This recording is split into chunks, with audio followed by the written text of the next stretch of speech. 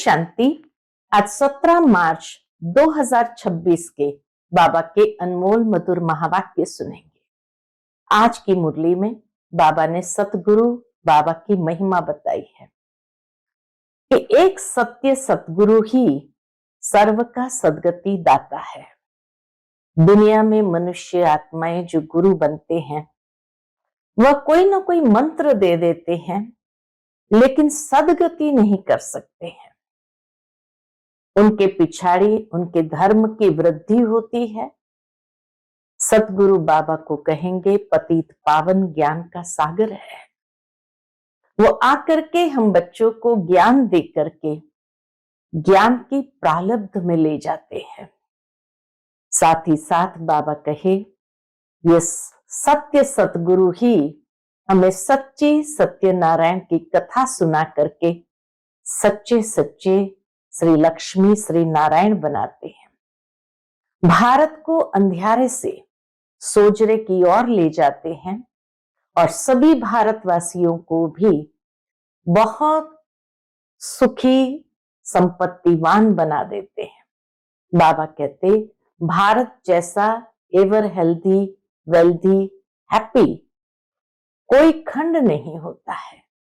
तो ये सतगुरु बाबा की विशेष महिमा है। तो सुनते हैं आज के बाबा के अनमोल मधुर महावाक्य। ओम शांति।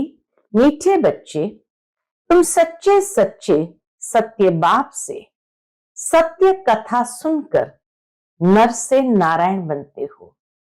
तुम्हें 21 जन्मों के लिए बेहद के बाप से वर्षा मिल जाता है। आज की मुरली से प्रश्न है, बाप की किस आज्ञा को पालन करने वाले बच्चे ही पारस बुद्धि बनते हैं? उत्तर है, बाप की आज्ञा है देह के सब संबंधों को भूल बाप को और राजाई को याद करो। यही सदगति के लिए सतगुरु की श्रीमत है। यही सदगति के लिए सतगुरु की श्रीमत है कि देह के सब संबंधों को भूल बाप और राजाई को याद करो। जो इस श्रीमत को पालन करते हैं अर्थात देही अभिमानी बनते हैं, वही पारस बुद्धि बनते हैं। आज की मुरली से पहले गीत बजा है, आज अंधेरे में है हम इंसान। ओम शांति। ये कलयुगी दुनिया है, सब अंधेरे में है। यही भारत सोजरे में था जब यह भारत स्वर्ग था। यही भारतवासी जो अब अपने को हिंदू कहलाते हैं, ये असल देवी देवताएं थे।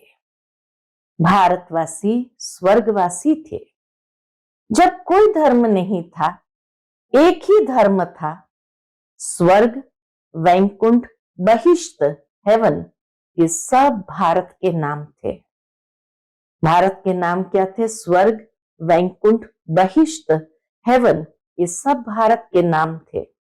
भारत प्राचीन पवित्र बहुत बहुत धनवान था। वह सतयुग था। तुम सब भारतवासी हो। तुम जानते हो हम अंधियारे में हैं। जब स्वर्ग में थे तो सोजरे में थे। अभी हम अंधियारे में हैं। जब स्वर्ग में थे तो सोजरे में थे। स्वर्ग के राज राजेश्वर राज राजेश्वरी लक्ष्मी नारायण थे। उनको सुख धाम कहा जाता है। नए नए आते हैं तो बाप फिर समझाते हैं। बाप से ही तुमको स्वर्ग का वर्षा लेना है, जिसको जीवन मुक्ति कहा जाता है। अभी सब जीवन बंद में है। खास भारत आम दुनिया रावण की जेल शोक वाटिका में है। गीता है मुख्य, सर्व शास्त्रों में शिरोमणि श्रीमत अर्थात भगवान की सुनाई हुई गीता। मनुष्य तो कोई की सदगति कर नहीं सकते। सतयुग में थे जीवन मुक्त देवी देवताएं, जिन्होंने ये वर्षा कलयुग अंत में पाया था। भारत को ये पता नहीं था, न कोई शास्त्र में है।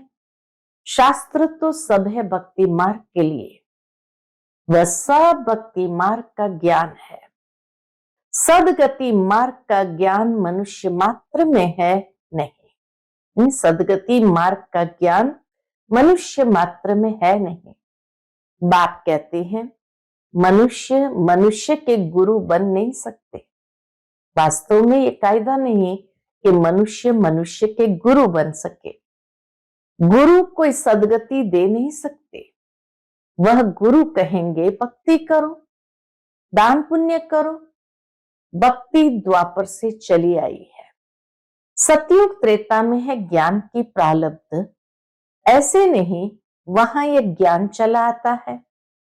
यह जो वर्षा भारत को था, यह बाप से संगम पर ही मिला था, जो फिर अभी तुमको मिल रहा है। भारतवासी नरकवासी महान दुखी बन जाते हैं। भारतवासी नरकवासी महान दुखी बन जाते हैं। तब पुकारते हैं हे पतित पावन, दुख हरता सुख करता। किसका? सर्व का। क्योंकि खास भारत दुनिया आम में 5 विकार है ही है। बाप है पतित पावन। बाप कहते मैं कल्प कल्प कल्प के संगम पर आता हूं और सर्व का सदगति दाता बनता हूं। अबलाओं, अहिल्याओं, गणिकाओं और गुरु लोग जो है उनका भी उद्धार मुझे करना है, क्योंकि यह तो है ही पतित दुनिया। पावन दुनिया सतयुग को कहा जाता है। भारत में इन लक्ष्मी नारायण का राज्य था। ये भारतवासी नहीं जानते कि ये स्वर्ग के मालिक थे। लक्ष्मी नारायण स्वर्ग के मालिक थे। पतित खंड माना झूठ खंड, पावन खंड माना सच खंड। भारत पावन खंड था। इन लक्ष्मी नारायण की सूर्यवंशी डिनास्टी थी। ये भारत है अविनाशी खंड, जो कभी विनाश नहीं होता। जब इनका राज्य था तो और कोई खंड था नहीं। वह सब बाद में आते हैं। बाप कहते हैं कि ना तो कल्प लाखों वर्ष का होता, न सतयुग लाखों वर्ष का होता। कल्प की आयु 5000 वर्ष है। यह फिर कह देते कि मनुष्य 84 लाख जन्म लेते। मनुष्य को कुत्ता बिल्ली आदि बना दिया है, परंतु उनका जन्म अलग है। 84 लाख योनियों में ले गए मनुष्य आत्मा को, क्या क्या बना दिया, परंतु बाबा कहे वो योनियां ही अलग है। 84 लाख वैरायटी है। इतनी योनियां इस सृष्टि पर है। मनुष्य की वैरायटी एक है। उन 84 लाख वैरायटियों में मनुष्य की वैरायटी एक है। उनके ही 84 जन्म है। बाप कहते बच्चे तुम आदि सनातन देवी देवता धर्म के थे। भारतवासी अपने धर्म को ड्रामा प्लान अनुसार भूल गए हैं। कलयुग अंत में बिल्कुल पतित बन पड़े हैं। फिर बाप आकर संगम पर पावन बनाते हैं। इनको कहा जाता है दुख धाम। बाप आकर संगम पर पावन बनाते हैं। इनको कहा जाता है दुख धाम। फिर पाठ सुखधाम में होगा। बाप कहते हैं बच्चों तुम भारतवासी ही स्वर्गवासी थे। फिर तुम 84 जन्मों की सीढ़ी उतरते हो। सतो से रजो तमो में जरूर आना है। तुम देवताओं जितना धनवान, एवर हैप्पी, एवर हेल्दी कोई नहीं होता। भारत कितना शाहूकार था। हीरे जवाहरत तो बड़े बड़े पत्थरों मिसल थे, कितने तो टूट गए हैं। बाप तुम बच्चों को स्मृति दिलाते हैं कि तुमको कितना शाहूकार बनाया था। तुम सर्वगुण संपन्न, 16 कला संपूर्ण थे, यथा राजा रानी तथा प्रजा। इन्हों को भगवान भगवती भी कह सकते हैं। लक्ष्मी नारायण देवी देवताओं को भगवान भगवती भी कह सकते हैं, परंतु बाप ने समझाया है भगवान एक है। वह बाप है। सिर्फ ईश्वर व प्रभु कहने से भी याद नहीं आता कि वो सभी आत्माओं का बाप है। यह तो है बेहद का बाप। वह समझाते हैं कि भारतवासी, तुम जयंती मनाते हो, परंतु असल में बाप कब आए थे वह कोई भी नहीं जानते। बाप कब आए ये कोई भी नहीं जानते। है ही आयरन एजेड पत्थर बुद्धि पारसनाथ थे। पहले यहां दैवी राजस्थान था। पहले यहां दैवी राजस्थान था, फिर आसुरी राज्य बन जाता है। ये खेल है, वह है हद का ड्रामा, यह है बेहद का ड्रामा। वर्ल्ड की हिस्ट्री, ज्योग्राफी आदि से अंत तक तुम अभी जानते हो और कोई भी नहीं जानते। भारत में जब देवी देवता थे तो सारी सृष्टि के मालिक थे और भारत में ही थे। बाप भारतवासियों को स्मृति दिलाते हैं। सतयुग में आदि सनातन देवी देवता, इन्हों का श्रेष्ठ धर्म श्रेष्ठ कर्म था। देवी देवताओं का श्रेष्ठ धर्म श्रेष्ठ कर्म था। फिर 84 जन्म में उतरना पड़े। ये बाप बैठ कहानी सुनाते हैं कि अब तुम्हारे बहुत जन्म के अंत का जन्म है। एक की बात नहीं है, न युद्ध का मैदान आदि है। भारतवासी यह भी भूल गए हैं कि इन्हों का यानी लक्ष्मी नारायण का राज्य था। सतयुग की आयु लंबी करने से बहुत दूर ले गए हैं। बाप समझाते हैं कि मनुष्य को भगवान नहीं कह सकते। मनुष्य मनुष्य की सदगति नहीं कर सकते। कहावत है कि सर्व का सदगति दाता, पतितों को पावन करता एक है। यह है झूठ खंड। सच्चा बाबा सचखंड स्थापन करने वाला है। भक्त पूजा करते हैं, परंतु भक्ति मार्ग में जिसकी भी पूजा करते आए, एक की भी बायोग्राफी को नहीं जानते हैं। शिव जयंती तो मनाते हैं। बाप है नई दुनिया का रचयिता, हेवनली गॉड फादर, बेहद सुख देने वाला। परमात्मा को कहेंगे बेहद सुख देने वाला। सतयुग में सुख था, वह कैसे और किसने स्थापन किया? नरकवासियों को स्वर्गवासी बनाया, भ्रष्टाचारियों को श्रेष्ठाचारी देवता बनाया। ये तो बाप का ही काम है। किसने किया? नरकवासियों को स्वर्गवासी किसने बनाया? भ्रष्टाचारियों को श्रेष्ठाचारी किसने बनाया? इतना सुख किसने दिया? बाबा कहे ये तो बाप का ही काम है। तुम बच्चों को पावन बनाता हूं, तुम स्वर्ग के मालिक बनते हो, फिर तुमको पतित कौन बनाता है? ये रावण मनुष्य कह देते हैं, सुख दुख ईश्वर देते हैं। बाप कहते हैं मैं तो सबको सुख देता हूं। आधा कल्प फिर तुम बाप का सिमरन नहीं करेंगे। सुख में भेज दिया, फिर आधा कल्प तुम बाप का सिमरन नहीं करेंगे। फिर जब रावण राज्य होता है तो सबकी पूजा करने लग पड़ते हैं। यह तुम्हारा बहुत जन्म के अंत का जन्म है। कहते बाबा हमने कितने जन्म लिए हैं? बाप कहते बच्चे तुम अपने जन्मों को नहीं जानते हो। तुमने पूरे 84 जन्म लिए हैं। तुम 21 जन्म लिए बेहद के बाप से वर्षा लेने आए हो, अर्थात सच्चे सच्चे सत्य बाबा से सत्य कथा नर से नारायण बनने का ज्ञान सुनते हो। यह है ज्ञान, वह है भक्ति। ये स्पिरिचुअल नॉलेज स्पिरिचुअल रूह आकर देते हैं। बच्चों को देही अभिमानी बनना पड़े, अपने को आत्मनिश्चय कर मामेकम याद करो। शिव बाबा तो सभी आत्माओं का बाप है। आत्माएं सब परमधाम से पाठ बजाने आती है शरीर में। आत्माएं सब परमधाम से पाठ बजाने आती है शरीर में। इसको कर्म क्षेत्र कहा जाता है। बड़ा भारी खेल है। आत्मा में बुरे व अच्छे संस्कार रहते हैं, जिस अनुसार ही मनुष्य को जन्म मिलता है, अच्छा व बुरा। जैसे संस्कार है वैसे ही मनुष्य को जन्म मिलता है, अच्छा व बुरा। यह जो पावन था अभी पतित है, ततत्वम। मुझ बाप को इस पराये रावण की दुनिया पतित शरीर में आना पड़ता है। आना भी उसमें है जो पहले नंबर में जाना है। सूर्यवंशी ही पूरे 84 जन्म लेते हैं।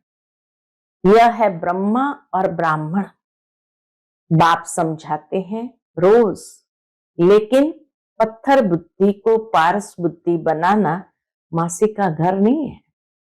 भगवान कहते हैं पत्थर बुद्धियों को पारस बुद्धि बनाना ये कोई मासी का घर नहीं है। हे आत्माएं, अब देही अभिमानी बनो। हे आत्माएं, एक बाप को याद करो और राजाई को याद करो। देह के संबंधों को छोड़, बाबा कहते देह के संबंधों को छोड़ो तो पारस बुद्धि बन जाएंगे।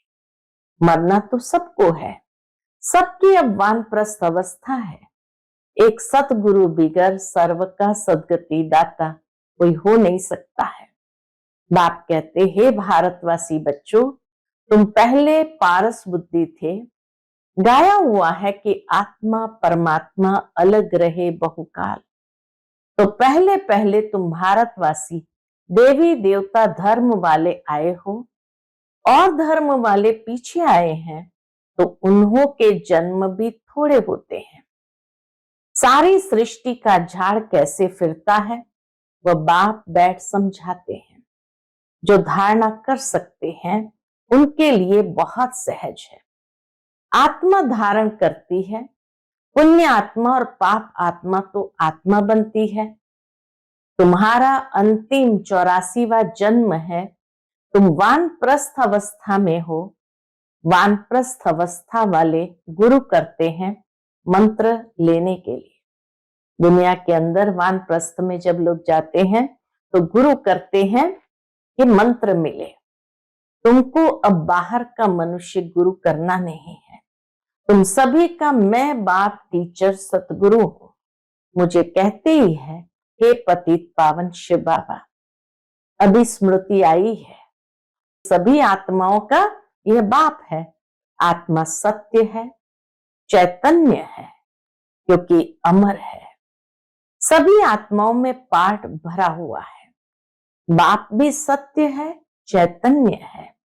वह मनुष्य सृष्टि का बीज रूप होने कारण कहते हैं कि मैं सारे झाड़ के आदि मध्य अंत को जानता हूं, इसलिए मुझे नॉलेजफुल कहा जाता है। तुमको भी सारी नॉलेज है कि बीज से झाड़ कैसे निकलता है। झाड़ बढ़ने में तो टाइम लगता है, लेकिन कैसे निकलता है, उसकी आदि मध्य अंत क्या है, सारा ज्ञान बाबा अभी देते हैं। बाप कहते हैं कि मैं बीज रूप हूं। अंत में सारा झाड़ जर्जरी भूत अवस्था को पाता है। अभी देखो, देवी देवता धर्म का फाउंडेशन है नहीं, प्रायलोप है। जब देवी देवता धर्म गुम हो जाता है तब बाप को आना पड़े। एक धर्म की स्थापना कर बाकी सबका विनाश करा देते हैं। प्रजापिता ब्रह्मा द्वारा बाप स्थापना करा रहे हैं इसकी, आदि सनातन देवी देवता धर्म की। तुम आए हो भ्रष्टाचारी से श्रेष्ठाचारी देवता बनने। ये ड्रामा बना हुआ है, इनकी एंड नहीं होती। बाप आते हैं, आत्माएं सब ब्रदर्स है, मूल वतन में रहने वाले, जो उस एक बाप को सब याद करते हैं। दुख में सिमरन सब करे, सुख में करे ना कोई। रावण राज्य में दुख है, यहां सिमरन करते हैं तो बाप सर्व का सदगति दाता एक है, उनकी महिमा है। बाप न आए तो पावन कौन बनाए। क्रिश्चियन इस्लामी आदि जो भी मनुष्य है इस समय सब तमो प्रधान है। सभी को पुनर्जन्म जरूर लेना है। अभी पुनर्जन्म मिलता है नरक में। ऐसे नहीं कि सुख में चले जाते हैं। जैसे हिंदू धर्म वाले कहते हैं कि स्वर्गवासी हुआ तो जरूर नरक में था ना। अभी स्वर्ग में गया, तुम्हारे मुख में गुलाब। जब कोई कहते अभी स्वर्ग में गया तो कहो तुम्हारे मुख में गुलाब। जब स्वर्गवासी हुआ फिर उनको नरक से आसुरी वैभव क्यों खिलाते हो? पितृ खिलाते हैं ना, बंगाल में मछली अंडे आदि खिलाते हैं। अरे उनको ये सब खाने की दरकार क्या है? वापस कोई जा नहीं सकता, जबकि पहले नंबर वालों को भी 84 जन्म लेना पड़ता है। इस ज्ञान में कोई तकलीफ नहीं है। भक्ति मार्ग में कितनी मेहनत है, कितनी तकलीफ उठाते हैं, कितना सेक्रीफाइस करते हैं। ज्ञान मार्ग में तो कोई तकलीफ नहीं है। राम जपते जपते रोमांच खड़े हो जाते हैं। भक्ति मार्ग में राम राम जपते रोमांच खड़े हो जाते हैं। ये सब है भक्ति मार्ग। ये सूर्य चांद आदि रोशनी करने वाले हैं। वास्तव में ज्ञान सूर्य, ज्ञान चंद्रमा और ज्ञान सितारे यहाँ की महिमा है। ये उनकी महिमा है। अच्छा, मीठे मीठे सिकिलते बच्चों प्रति माता पिता बाप दादा का याद प्यार और गुड मॉर्निंग।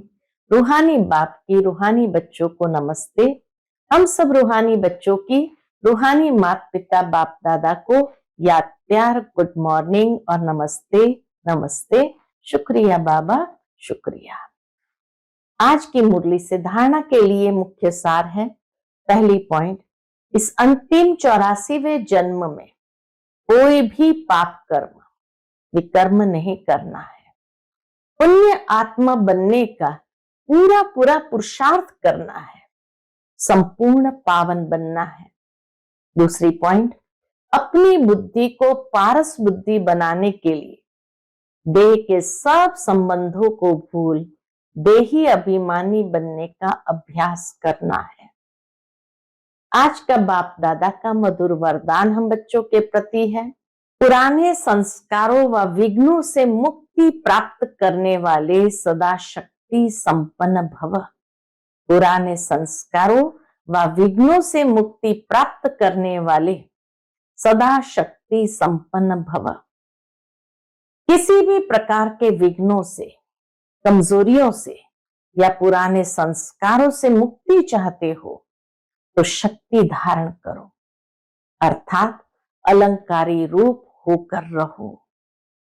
जो अलंकारों से सदा सजे सजाए रहते हैं वह भविष्य में विष्णु वंशी बनते हैं, लेकिन अभी वैष्णव बन जाते हैं। उन्हें कोई भी तमोगुणी संकल्प व संस्कार टच नहीं कर सकता। वे पुरानी दुनिया अथवा दुनिया की कोई भी वस्तु और व्यक्तियों से सहज ही किनारा कर लेते हैं। उन्हें कारण या कारण भी कोई टच नहीं कर सकता। उन्हें कारण या कारण भी कोई टच नहीं कर सकता है।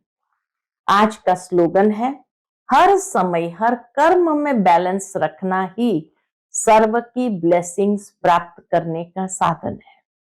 हर समय हर कर्म में बैलेंस रखना ही सर्व की ब्लेसिंग्स प्राप्त करने का साधन है।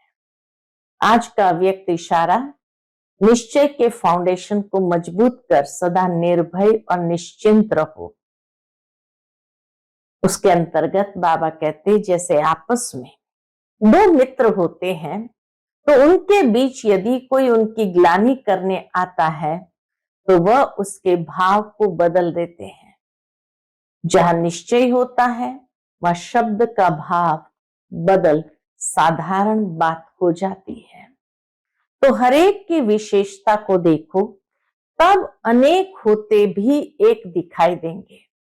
एक मत संगठन हो जाएगा। कोई किसके ग्लानि की बातें सुनाए तो उसे टेका देने के बजाय सुनाने वाले का रूप परिवर्तन कर दो। टेका देने के बजाय सुनाने वाले के रूप को परिवर्तन कर दो। अच्छा, ओम शांति।